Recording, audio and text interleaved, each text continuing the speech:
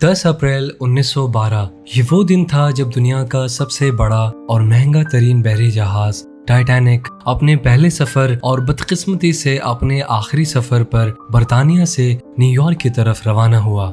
1200 दिनों में बनाई जाने वाली टाइटैनिक सिर्फ चंद ही घंटों में क्यों और कैसे डूब गया। उस दिन अटलांटिक ओशन बेहद पुरसुकून था और समुद्री तूफान आने का दूर दूर तक कोई चांस नहीं था। जहाज में कुल 2223 मुसाफिर और अमला सवार हो चुका था और लाखों लोग डॉक पर टाइटैनिक के पहले सफर के आगाज को देखने के लिए खड़े थे। ना ही पैसेंजर्स को और ना ही उनको अलविदा करने वाले लाखों लोगों को और ना ही टाइटैनिक के अमले को मालूम था कि जो जहाज कुछ ही देर में रवाना होने वाला है चंद ही घंटों में एक बदतरीन हादसे का शिकार होने वाला है। नाजरीन, आज आप जानेंगे अपने दौर के सबसे महंगे, लग्जरियस और सबसे ताकतवर जहाज टाइटैनिक को और उसको पेश आने वाले वाक़ियों के बारे में जिसकी वजह से दुनिया का सबसे बड़ा और कीमती जहाज टाइटैनिक चंद ही घंटों में समंदर के अंदर टूटकर डूब जाता है। टाइटैनिक को पेश आने वाले हादसे की वजूहात को अगर वक्त पर ही देखा जाता तो शायद टाइटैनिक आज क्रैश होने की वजह से नहीं बल्कि अपनी कामयाबी की वजह से दुनिया में फेमस होता। आखिर ऐसी कौन सी वजूहात थी जो 40 साल एक्सपीरियंस रखने वाले टाइटैनिक के कैप्टन एडवर्ड स्मिथ को भी नजर नहीं आई। कैप्टन के 40 साल के एक्सपीरियंस को तो छोड़ें, ये वजूहात टाइटैनिक को ऑपरेट करने वाली company the white star line जिसको 107 शिप्स ऑपरेट करने का एक्सपीरियंस था उनको भी नजर नहीं आई। और तो और ये वजूहात टाइटैनिक मैन्युफैक्चर करने वाली हार्लैंड एंड वर्ल्ड को भी नजर नहीं आई, जिन्होंने सिर्फ टाइटैनिक से पहले ही 500 से ज्यादा शिप्स मैन्युफैक्चर की थी। टाइटैनिक की कंस्ट्रक्शन 1907 में शुरू हुई थी और तकरीबन 3 साल का वक्त और 2000 वर्कर्स की दिन रात की मेहनत के बाद जहाज को तैयार कर लिया गया था। जहाज को बनाते वक्त 246 वर्कर्स जख्मी और 2 वर्कर्स अपनी जान से हाथ धो बैठे। अब जहाज पूरी तरह से तैयार हो चुका था, जो लेंथ में 269 मीटर्स लंबा और ऊंचाई में 50 मीटर्स ऊंचा था। टाइटैनिक बनाने में जो लग्जरी इस्तेमाल की गई थी वो दिल दहलाने वाली है। उस जमाने में इस शिप को बनाने की कॉस्ट $75 लाख पड़ी थी, जो इन्फ्लेशन को अकाउंट में लेकर चलें तो आज के दौर में 22 करोड़ 91 लाख डॉलर्स के बराबर है। शिप के अंदर की डेकोरेशन और फैसिलिटीज किसी भी 5 स्टार होटल को भी पीछे छोड़ देगी। स्टेन ग्लास की खिड़कियां, ornate wood panelling, 2 grand stairs cases, heated swimming pool, Turkish bath, electric bath, gym, squash court, 4 restaurants, 2 barber shops और लाइब्रेरी। टाइटैनिक को टेस्ट करने का फेज अभी बाकी था। टाइटैनिक को बनाने वालों का भरोसा तब मजीद बढ़ गया जब टाइटैनिक ने अपने पहले टेस्ट को कामयाबी से पास कर लिया था।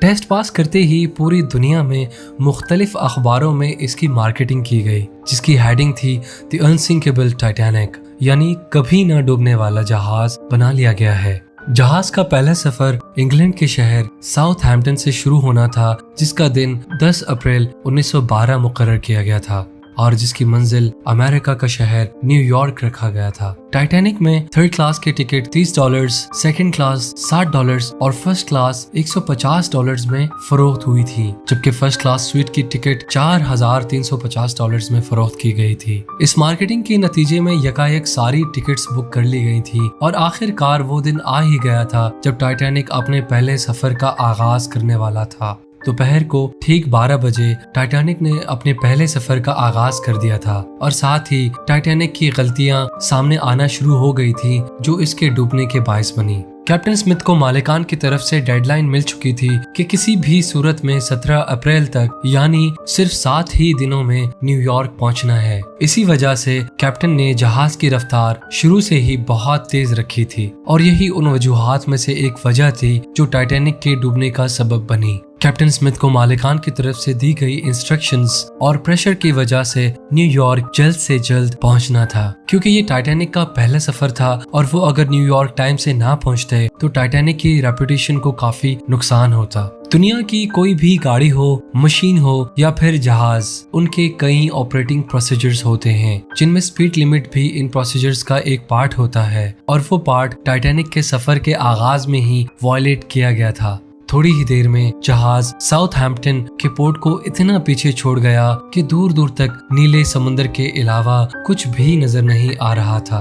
अब टाइटैनिक को चलते हुए 3 दिन गुजर चुके थे। फ्रांस और आयरलैंड में थोड़ी देर स्टॉप के अलावा टाइटैनिक पिछले 72 घंटों से मुसलसल न्यूयॉर्क की तरफ बढ़ता चला जा रहा था। ये 14 अप्रैल 1912 की शाम थी। समंदर पर हर तरफ खामोशी और धुंध छाई हुई थी, जिसकी वजह से विजिबिलिटी भी काफी कम हो चुकी थी। उसी रात एक और बहरी जहाज जो कि टाइटैनिक से कुछ ही घंटे आगे था, उसके कैप्टन ने वायरलेस पर टाइटैनिक को समंदर पर तैरती हुई चट्टानें यानी आइसबर्ग्स के बारे में वार्निंग दी थी। एक्सपर्ट्स का मानना है कि ये वार्निंग्स कम से कम 6 बार दी गई थी, लेकिन वायरलेस ऑपरेटर्स की कोताही की वजह से इंतहाई इम्पोर्टेंट वार्निंग्स इनसे मिस हो गई थी। उनके लिए शायद ये नॉर्मल बात थी, लेकिन ये भी उन वजूहात में से एक थी जो टाइटैनिक के अमले की कोताही की वजह से पेश आई, क्योंकि टाइटैनिक अपने तर्ज का पहला लग्जरी जहाज था और इसमें कई वीआईपीज भी मौजूद थे। इसी वजह से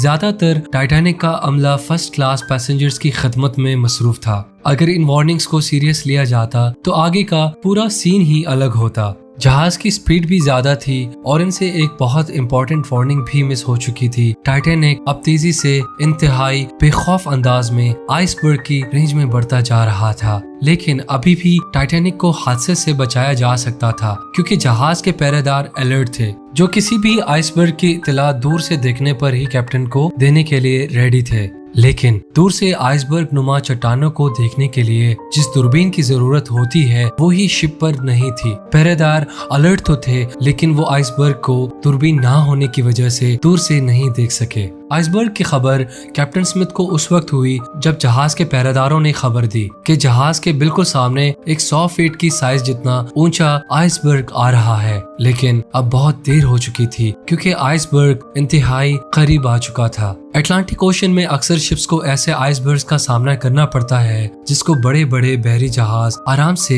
हैंडल कर लेते हैं। शायद कैप्टन स्मिथ ने भी यही सोचा था। आइसबर्ग की खबर मिलते ही कैप्टन स्मिथ ने जहाज के इंजन बंद करने का हुक्म दिया और साथ ही टाइटैनिक का रुख बदलने का भी ऑर्डर दिया। बेशक कैप्टन स्मिथ ने आइसबर्ग से बचने की बहुत कोशिश की, लेकिन फासला इतना कम रह गया था कि कुछ भी करना फजूल साबित हुआ। आइसबर्ग अब टाइटैनिक के सेंटर से टकरा चुका था, लेकिन टाइटैनिक के अभी भी बचने की काफी उम्मीद बाकी थी। ये उम्मीद बाकी रह गई थी कि शायद आइसबर्ग जहाज की बॉडी को नुकसान ना पहुंचाए, या फिर आइसबर्ग जहाज से टकराकर खुद ही टूट जाए। और शायद होता भी ऐसा ही अगर टाइटैनिक की छोटी गलती अपना काम ना दिखाती। एक्सपर्ट्स का मानना है कि टाइटैनिक की बॉडी पर जो रिवेट्स लगी थी वो स्टील की नहीं बल्कि कास्ट आयरन की बनी थी। इन रिवेट्स का असल काम लोहे के बड़े बड़े पीसेस को आपस में जोड़े रखना होता है, लेकिन चूंकि कास्ट आयरन स्टील से नरम होता है, इसी वजह से जिस जगह टाइटैनिक की बॉडी से आइसबर्ग टकराया वहां के रिवेट्स प्रेशर की वजह से खुल गए और फिर वही हुआ जिसका डर कैप्टन स्मिथ को था। टाइटैनिक की टक्कर एक 100 फीट से भी ऊंचे और काफी बड़े आइसबर्ग से हो चुकी थी और अब जहाज के निचले हिस्से में पानी भरना शुरू हो गया था। इस खतरनाक तसादुम ने पूरे अमले और पैसेंजर्स को अलर्ट कर दिया था और साथ ही जहाज में मौजूद टाइटैनिक के मालिक जोसेफ ब्रूस को भी।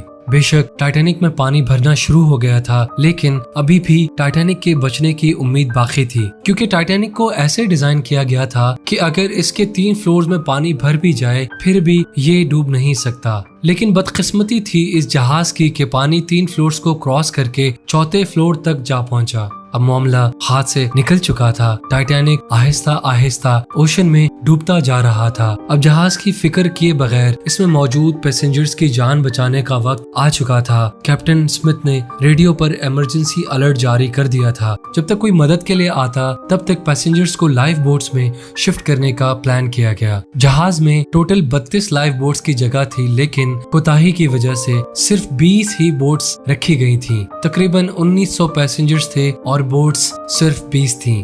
हर तरफ अफरा तफरी का आलम था और हर शख्स उन चंद गिनी चुनी बोट्स में सवार होना चाहता था।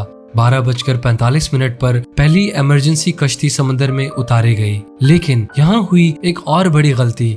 अफरा तफरी के आलम में कश्तियों को पूरा भरे बगैर ही समंदर में उतार दिया गया, जिसमें ज्यादातर फर्स्ट क्लास पैसेंजर्स को तरजीह दी गई थी, यानी जो लोग ज्यादा अमीर थे उनको ही पहले बोट्स में बिठाया गया था। अब बोट्स में अगर ज्यादा पैसेंजर्स को भी बिठाया जाता तो इंसानी जानें कम जाया होती। अब जहाज समंदर में तेजी से डूबता जा रहा था। 2:18 पर शॉर्ट सर्किट की वजह से टाइटैनिक की सारी रोशनियां बुझ गई थीं और अगले ही लम्हे जहाज 2 हिस्सों में टूटकर तकसीम हो गया। यूं टाइटैनिक को समंदर के अंदर मुकम्मल तौर पर डूबने के लिए 2 घंटे 40 मिनट लगे और इस तरह 1500 से ज्यादा लोग अटलांटिक ओशन के ठंडे पानी में डूबकर मर गए। आपको एक और बात भी बताते चलें कि पानी का टेम्परेचर उस वक्त -2 डिग्री सेंटीग्रेड था। मतलब अगर पैसेंजर्स इस ठंडे पानी में छलांग भी लगाते तो बचने का कोई भी चांस नहीं था, क्योंकि इंसान इतने कम टेम्परेचर में 30 मिनट से ज्यादा जिंदा नहीं रह सकता।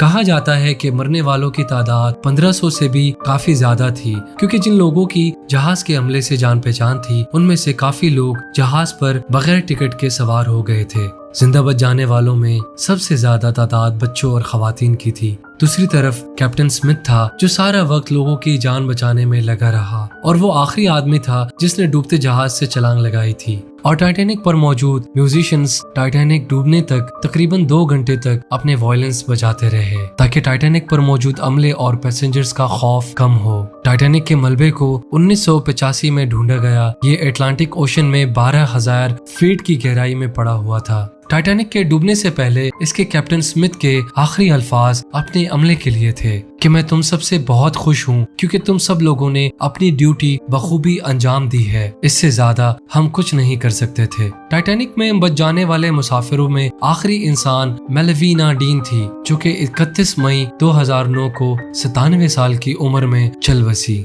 उम्मीद है इंफोटेनमेंट की ये वीडियो भी आपको पसंद आई होगी और आप हमारी इस वीडियो को भी लाइक और शेयर करेंगे। आप लोगों के प्यार भरे कमेंट्स का बेहद शुक्रिया। मिलते हैं अगली शानदार वीडियो में।